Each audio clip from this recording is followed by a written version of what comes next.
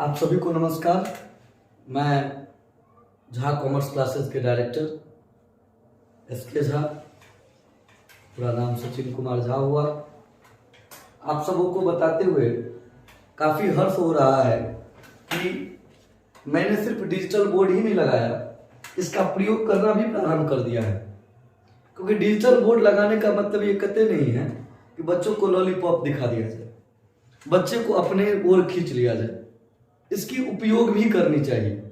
जो भी लोग लगा रहे हैं, लगाने का सोच रहे हैं, उसका उपयोग भी करिए और समय समय पर बच्चे को बोर्ड पर भी भेजिए।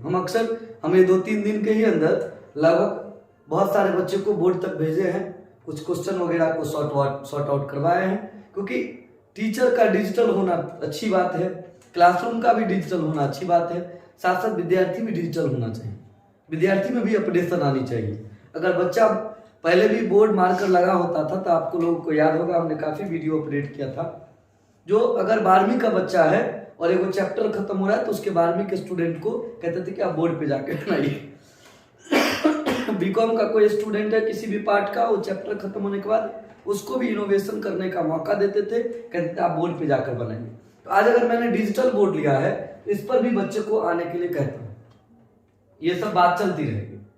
मैं आज जो लाइव आया हूं, इसका मेन कारण क्या है? मेन कारण यह है कि बीकॉम थर्ड पार्ट का एलएनएमयू के कैलेंडर जो है उसके आधार पर मई में एग्जाम होना तय था।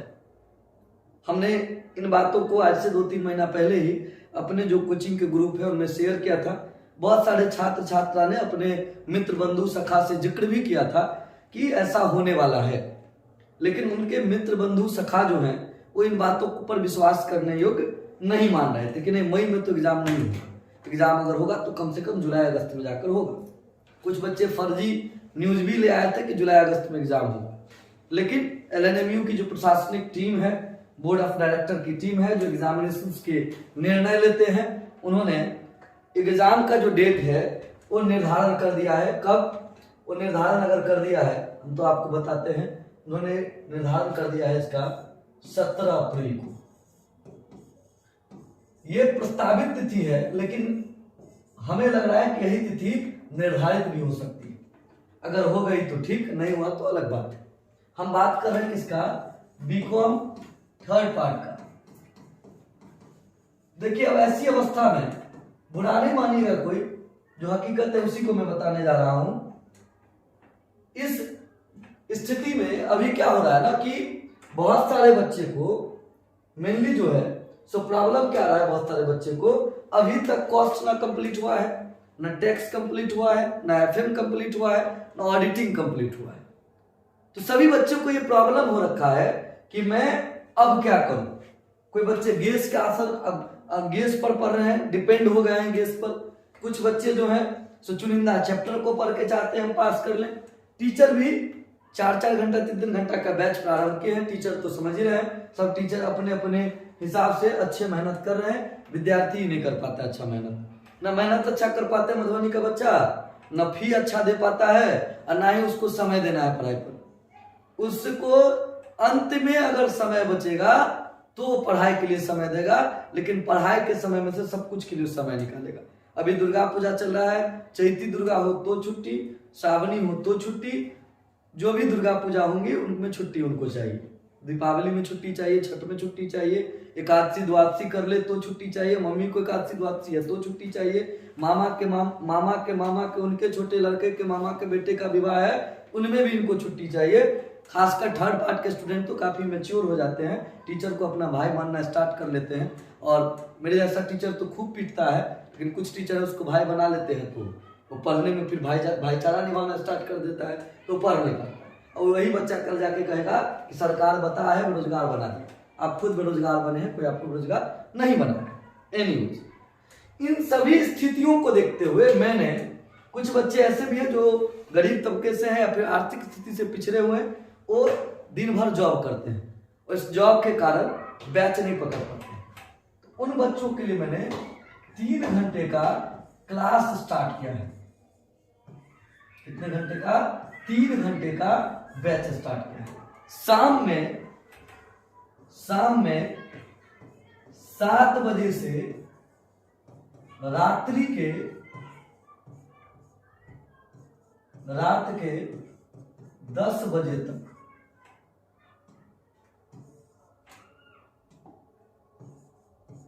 रात के 10 बजे तक यह बैच चलेगी, जिसमें आपको कॉस्ट एंड मैनेजमेंट अकाउंटिंग, उसके बाद टैक्स अकाउंटिंग,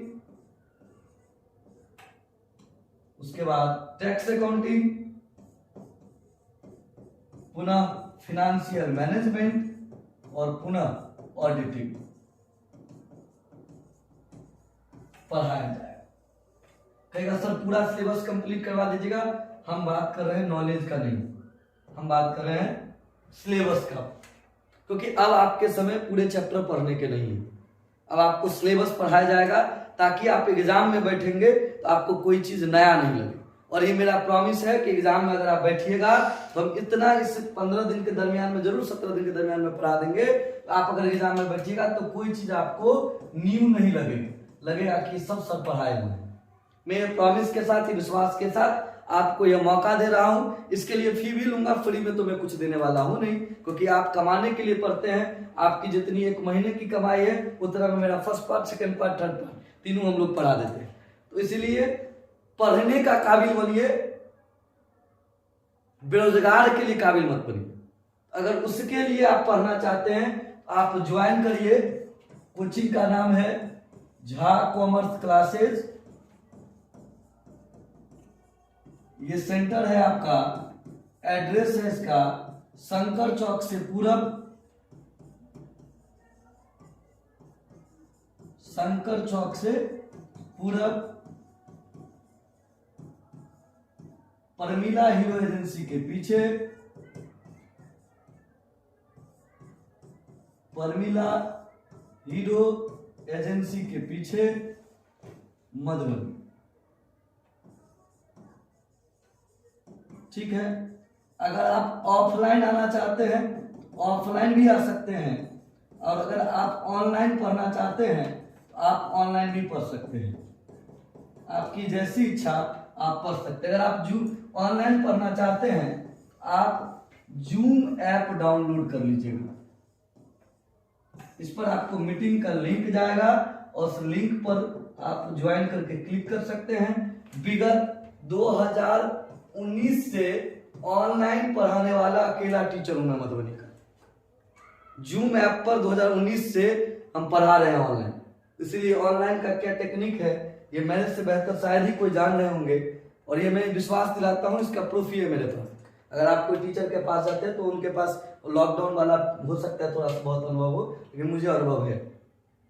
ठीक है, इस पर आप जरूर कांटेक्ट करिए, और मैं आपको भरोसा दिलाता हूं कि बीकॉम थर्ड पार्ट में आपको अच्छा मार्क भी मिलेगा और अच्छी नॉलेज भी मिल जाएगी।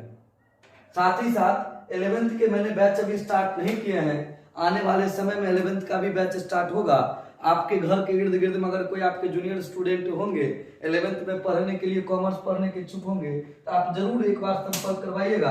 हालांकि मधुबनी में सीए क्लास का खूब लंबा चौड़ा हो रहा है, हम भी सीए कराएंगे, लेकिन मैं इस मामले में भाग्यशाली हूं कि सीए फाउंडेशन का एक पहला रिजल्ट मधुबनी में खासकर मैंने ही दिया है। आज तक कोई सीए फाउंडेशन का रिजल्ट पहले अटेम्प्ट में तो छोड़िए, 7वें अटेम्प्ट में भी मधुबनी से देने वाला कोई टीचर नहीं था।